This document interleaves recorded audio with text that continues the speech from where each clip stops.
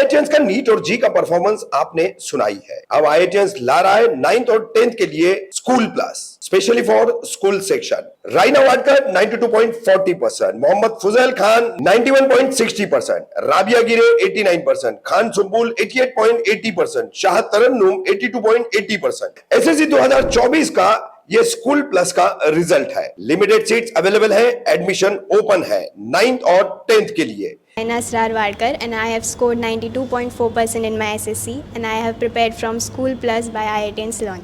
मेरा एसएससी में 91.6% आया था। मैंने अपने एसएससी की प्रिपरेशन स्कूल प्लस वहाँ से अपनी प्रिपरेशन की थी। Contact now for more information.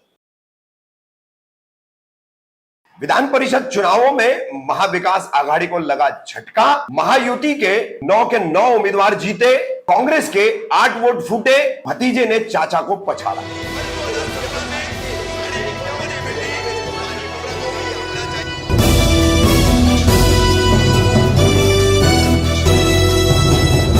Rafiq Kamdar Hindustani reporter में आपका स्वागत है। महाराष्ट्र विधानसभा की विधान परिषद की member of legislature council MLC, ये एमएलसी की 11 सीटें रिक्त हुई थी और खाली हुई 11 सीटों के लिए 12 जुलाई शुक्रवार को वोटिंग हुई। वोटिंग के बाद तुरंत इसका रिजल्ट भी डिक्लेयर किया गया, नतीजे इसके घोषित किए गए। आपको बता दें कि कुल 11 सीटों पर 12 उम्मीदवार चुनाव लड़ रहे थे, जिसमें से महायुति के 9 उम्मीदवार थे, महाविकास आघाड़ी के 3 उम्मीदवार थे। जबकि महाविकास आघाड़ी के पास उतनी ताकत नहीं थी, महायुति के पास भी 8 से ज्यादा उम्मीदवार जिताने की ताकत नहीं थी, यानी 9 उम्मीदवार जितानी थी। उसके बावजूद महायुति, भारतीय जनता पार्टी, शिवसेना शिंदे गुट और राष्ट्रवादी कांग्रेस पार्टी अजीत पवार गुट, इन्होंने कुल 9 उम्मीदवारों को मैदान में उतारा और इनके 9 के 9 उम्मीदवार जीते हैं। वहीं दूसरी तरफ महाविकास आघाड़ी ने 3 उम्मीदवार मैदान में उतारे थे, जिसमें कांग्रेस की 1 उम्मीदवार थी, वहीं शिवसेना उद्धव ठाकरे गुट के 1 उम्मीदवार थे और राष्ट्रवादी कांग्रेस पार्टी शरद पवार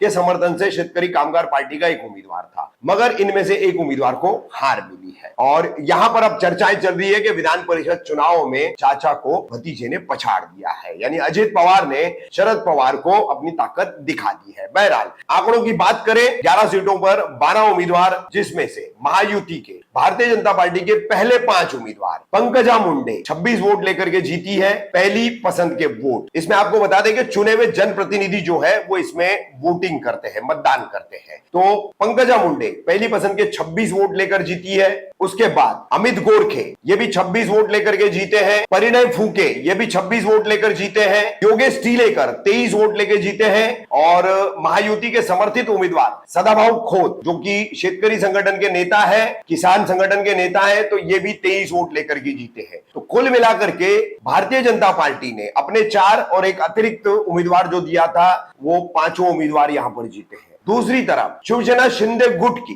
जो लोकसभा चुनाव में टिकट जिनका काटा गया था, वो भावना गवली भी 23 वोट लेकर के जीती है। दूसरे उम्मीदवार कृपाल तुमाने, इनका भी लोकसभा चुनाव का टिकट जो है वो काटा गया था और इन्हें फिर अब विधान परिषद की उम्मीदवारी दी गई। ये कृपाल तुमाने 25 वोट लेकर के जीते हैं। इसके बाद राष्ट्रवादी कांग्रेस पार्टी अजीत पवार गुट के शिवाजीराव गर्जे जीते हैं 24 वोट लेकर के। साथ ही राजेश विटेकर है, ये 23 वोट लेकर के जीते हैं। तो ये कुल 9 उम्मीदवार महायुति के जीते हैं। महायुति ने अब की बार 8 से ज्यादा, यानी 1 उम्मीदवार ज्यादा, कुल ऐसे 9 उम्मीदवार अपनी जिता कर लाए, जो कैपेसिटी के बाहर था वो काम करके दिखाया है, यानी कि क्रॉस वोटिंग हुई है, वोट फूटे हैं। अब बात करेंगे महाविकास आघाड़ी की। तो महाविकास आघाड़ी की कांग्रेस की प्रज्ञा सातव थी, दिवंगत कांग्रेस के विधायक तथा नेता राजीव सातव की पत्नी प्रज्ञा सातव को उम्मीदवारी दी गई थी। प्रज्ञा सातव 25 वोट लेकर के जीती है। दूसरी तरफ उद्धव बालासाहेब ठाकरे, इनकी शिवसेना की तरफ से उद्धव के बेहद करीबी मिलिंद नार्वेकर, जो उनके पीए भी कहलाते हैं, उन्हें उम्मीदवारी दी गई थी, वो 22 वोट पाकर के जीते हैं।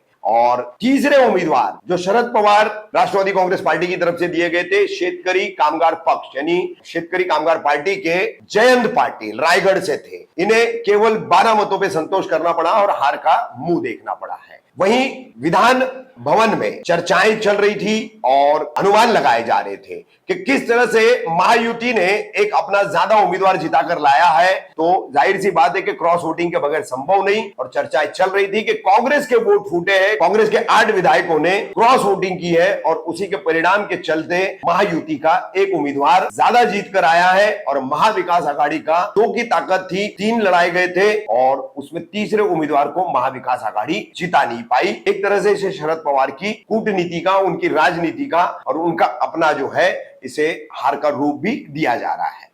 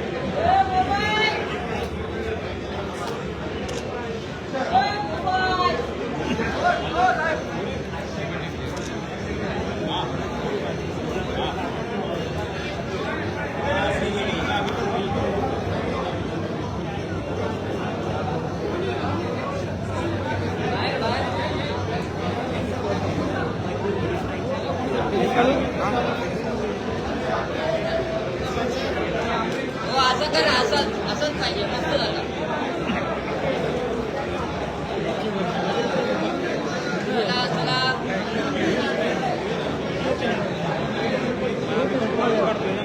बरोबर प्रेससाठी तुम्ही आपल्याला पाहायला मिळते इथे पाहायला मिळते सर्व उमेदवार या ठिकाणी पाहायला मिळत आहेत आपल्याला सुनील प्रभू असतील हे सगळे उमेदवार आपल्याला या ठिकाणी ज्या प्रकारे मिलिंद नार्वेकर यांनी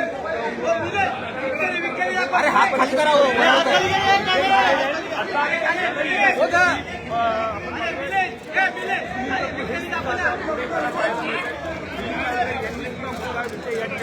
आहे आपण पाहतोय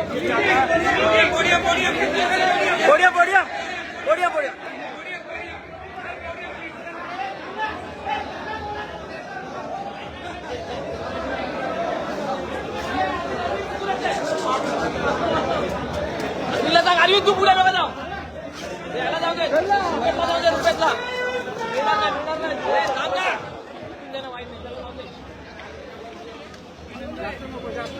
बस बस बस बस बस बस ये तू जा रहा है क्या आराम से बस इधर थांबा बस चप्पल घालून जाऊ नका रे चप्पल काढा रे सगळे इथे झाले चप्पल घालून जाऊ नका वरती माझं बोल ना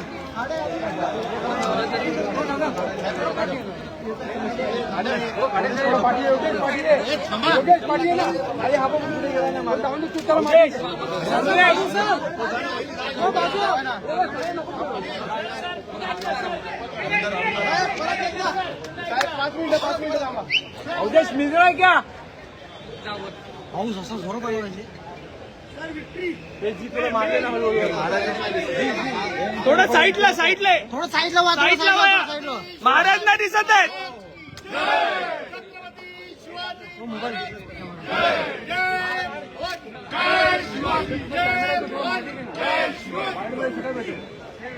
तिथूनच विक्री करायची मोबाईल साईडला पायसा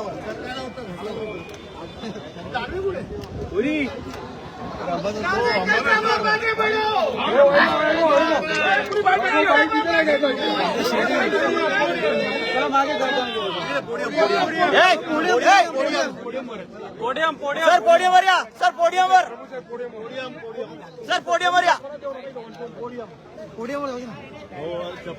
नार्वेकर साहेब पोडियमवर या साहेब पोडियम हो इकडे सर इकडे मी नार्वेकर साहेब पोडियमवर थेट पोडियमवर साहेब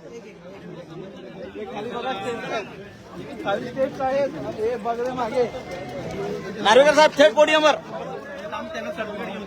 साहेब पोडियमवर थेट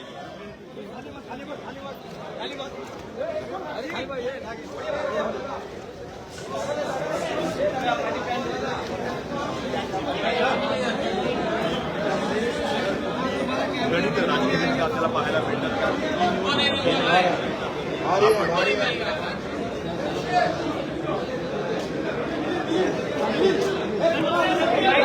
साहेब पोडियमवर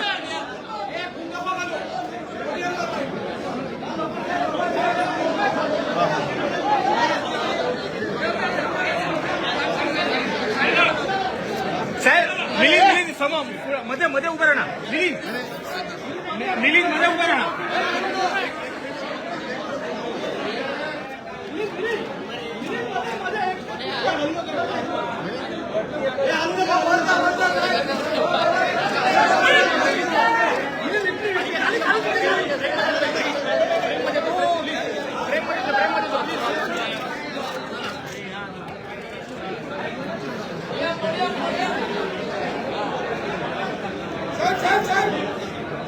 Next week!